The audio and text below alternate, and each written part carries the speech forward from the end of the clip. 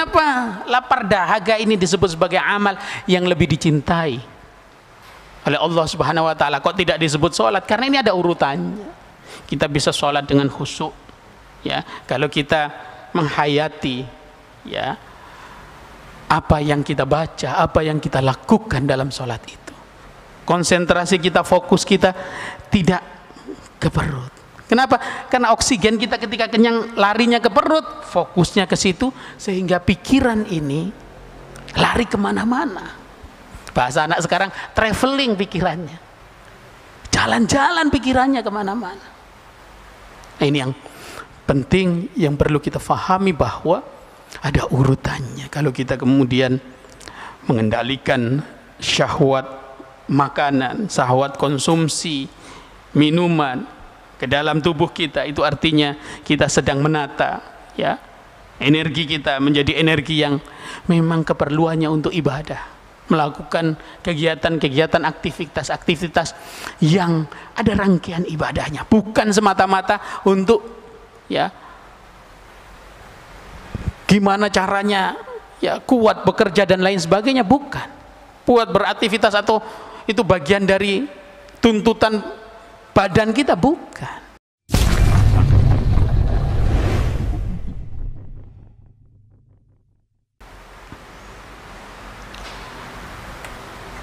Wa annahu laisa min amalin ahabba ila Allah taala min ju'in wa atasin. Kata riwayat ini, tidak ada satu amal yang lebih dicintai oleh Allah Subhanahu wa taala melebihi dari lapar dan dahaga.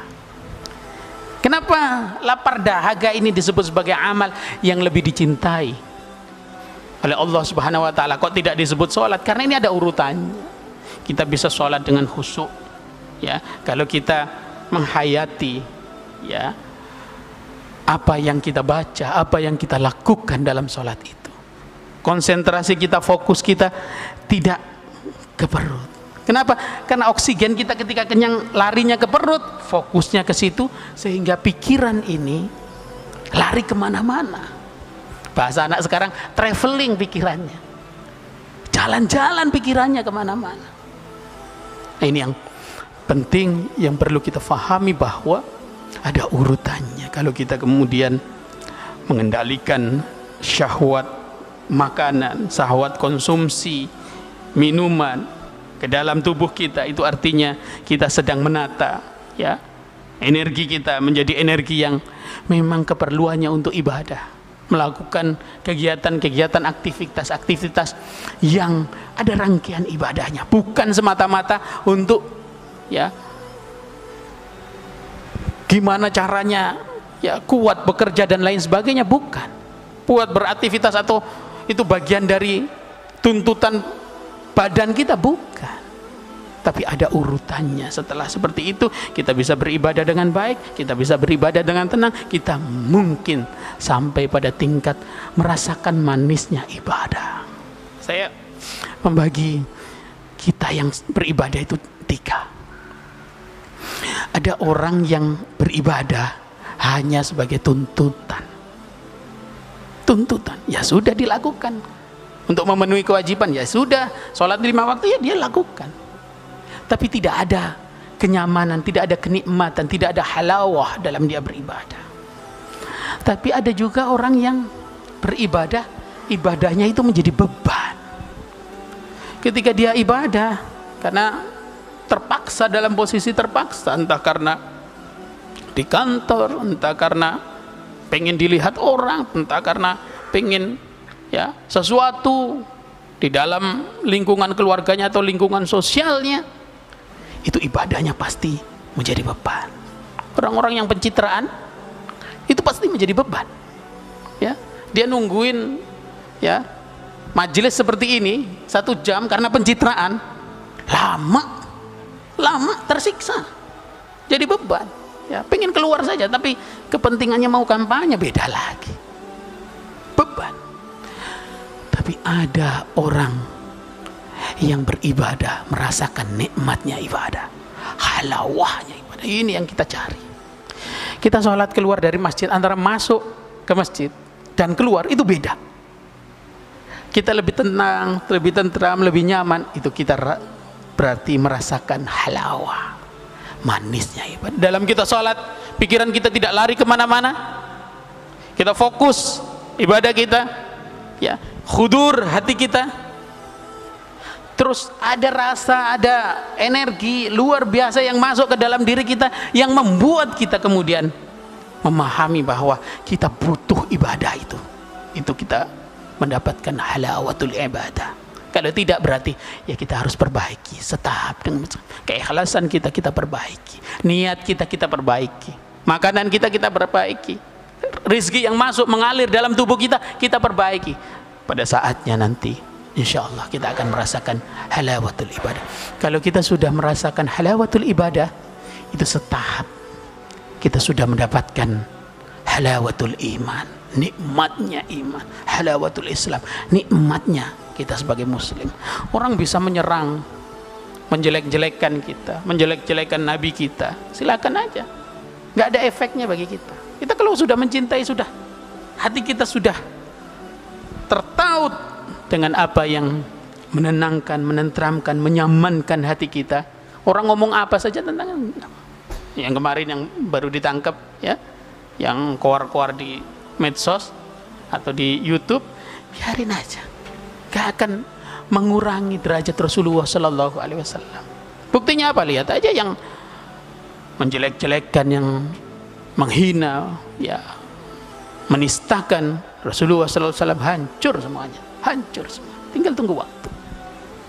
Dan Rasulullah SAW tidak berkurang sedikit pun kehormatannya. Kita justru semakin cinta kepada Rasulullah SAW.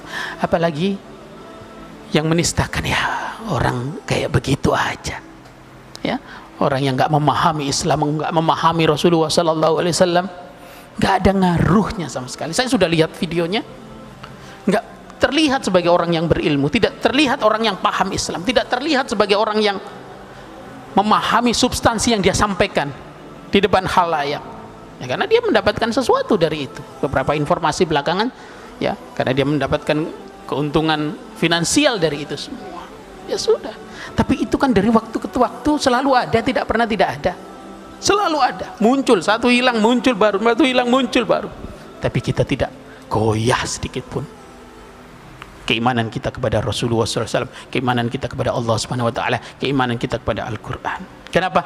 Mudah-mudahan kita sudah merasakan halawatul iman, nikmatnya, manisnya iman, halawatul Islam, nikmatnya, manisnya Islam. Orang ngomong apa aja, jelek-jelekin apa saja tentang ajaran kita, nggak peduli, nggak peduli. Perjamaah yang dimuliakan oleh Allah Subhanahu Wa Taala, mari kita lanjutkan.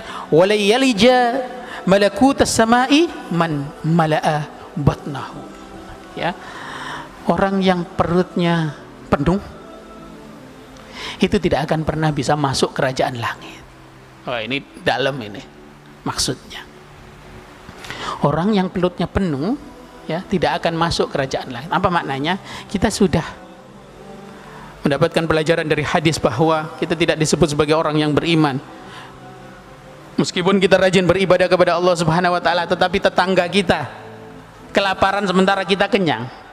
Oh, ada hubungannya. Apa yang kita lakukan, ya, dalam memenuhi syahwat nafsu perut ini ada hubungannya dengan ibadah individual kita. Tadi kalau kita perutnya penuh, susah beribadah kepada Allah Subhanahu Wa Taala, hati kita keras dan seterusnya, itu terkait dengan kehidupan personal kita. Tapi juga ada hubungannya kalau kita melihat riwayat yang tadi disebutkan, ada hubungannya dengan kehidupan sosial kita, ibadah sosial kita. Kita tidak boleh egois, menjadi muslim yang egois, menjadi orang yang beriman yang egois, yang ya nggak apa-apa kita, apa yang penting kita rajin beribadah, ya, peduli orang, nggak peduli orang kelaparan, tetangga kita nggak bisa nyekolahin anaknya sementara kita berkecukupan dan seterusnya, kebutuhan keluarga kita sudah terpenuhi. Itu ada masalah. Nah, inilah yang disebut sebagai peradaban akhlaki. Akhlaknya, akhlak kita sebagai individu, akhlak kita dalam lingkungan sosial kita itu dibenerin oleh Rasulullah Sallallahu Alaihi Wasallam. Nggak bisa kita egois sebagai orang Muslim, itu nggak bisa. Kalau ada tetangga yang kelaparan, tetangga nggak bisa nyekolahin anak, tetangga nggak bisa bayar ya token listrik, ya malam-malam tatut, kok nggak mati-mati tatutnya, kita beliin, kita isiin. Mestinya itu sebagai orang yang beriman asal yang bersangkutan tidak tersinggung. Ini penting kita fahami betul.